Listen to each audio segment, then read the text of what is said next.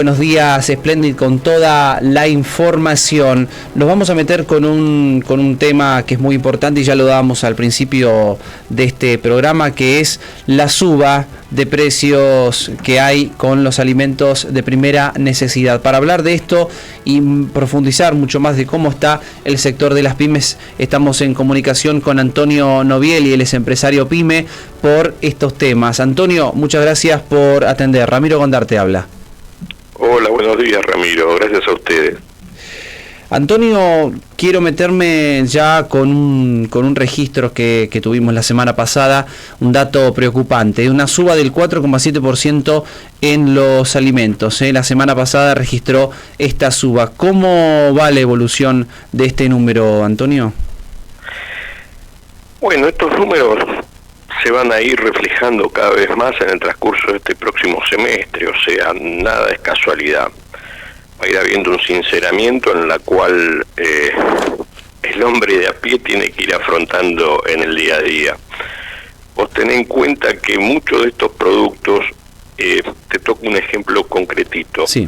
Los tambos, en Entre Ríos se cerraron 250 tambos, en la provincia de Buenos Aires 430 tambos. Indudablemente esto se ve reflejado en los costos.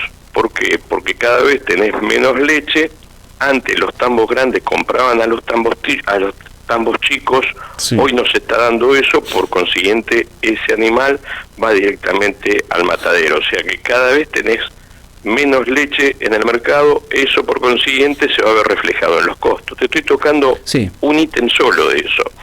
Entonces, esta continuidad de acontecimientos no es casualidad y el sistema no se la va a llevar de arriba. Indudablemente las consecuencias van a ser cada vez más difíciles. Sí. Antonio, ¿y cómo cambiaron los hábitos del consumo con respecto a lo que es al principio de año, ¿no? Fuiste crítico sobre de cómo estaba el consumo, ¿no? A principio de año, bueno, ya pasaron 6 meses de esta gestión. ¿Cómo ves cómo cambiaron los hábitos? 7 meses pasaron. 7 meses. ¿Cómo cambiaron los hábitos del consumo? ¿Por qué te aclaro lo del mes? Sí. Porque el individuo, hoy nos pasa todo que estamos en el día a día y el consumo es en base al presupuesto que tenemos. Entonces no comés lo que querés, sino lo que podés.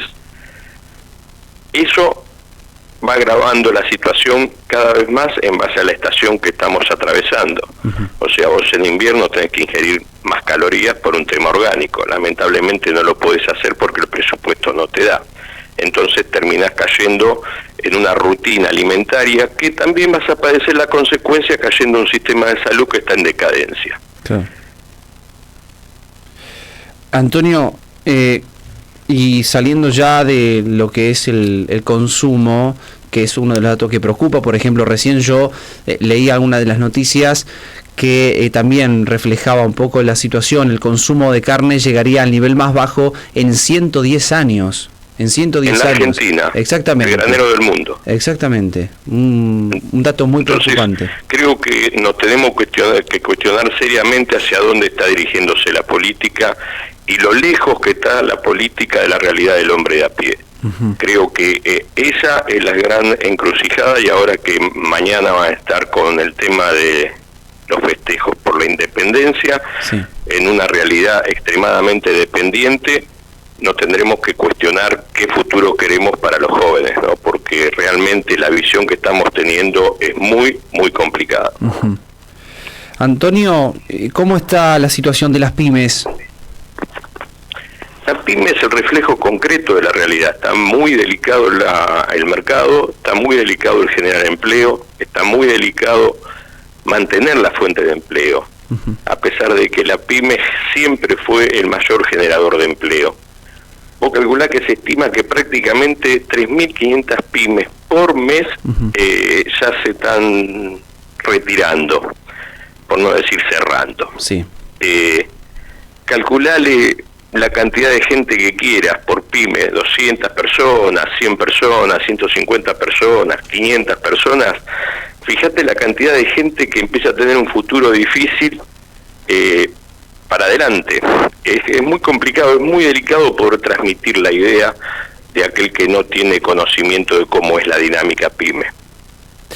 Y Antonio, con respecto a esta la última pregunta que le hago en relación al sector, ¿no?, de la PYME, ¿qué piensa de la nueva ley PYME que impulsan desde Industriales Pymes Argentinas y que negocian con el gobierno?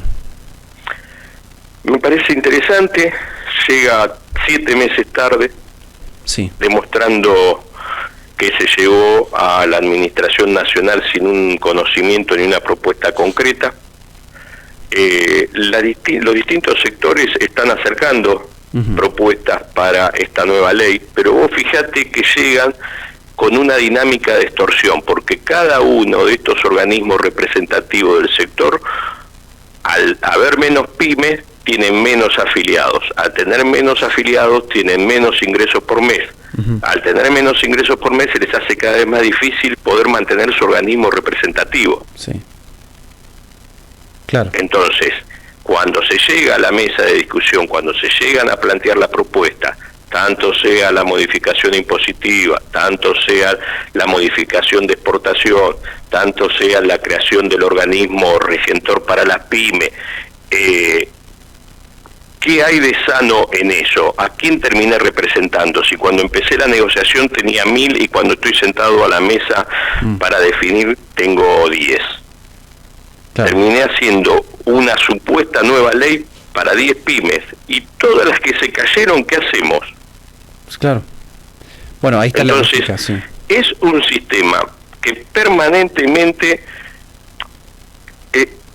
ejecutan lo que criticaban a otras administraciones.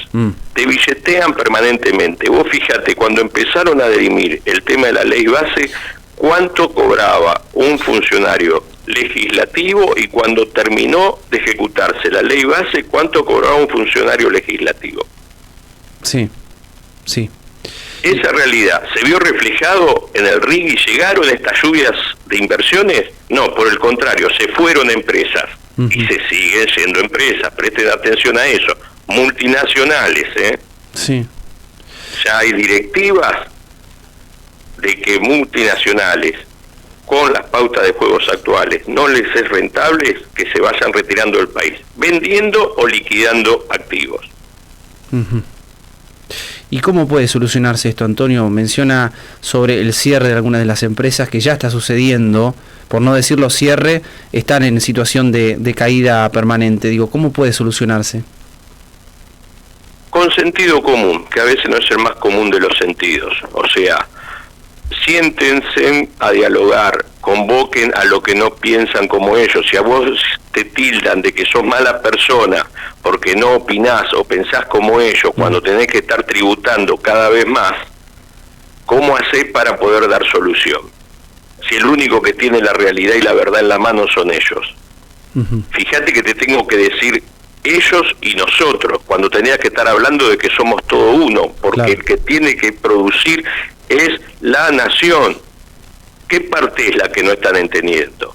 Entonces, lo que siempre insisto, lo que te preocupa, te ocupa. Si vos estás viajando y estás haciendo lobby, estás en tu imagen pública, y que voy a hacer a reescribir la historia económica del mundo, los demás son todos tontos, los únicos vivos somos nosotros.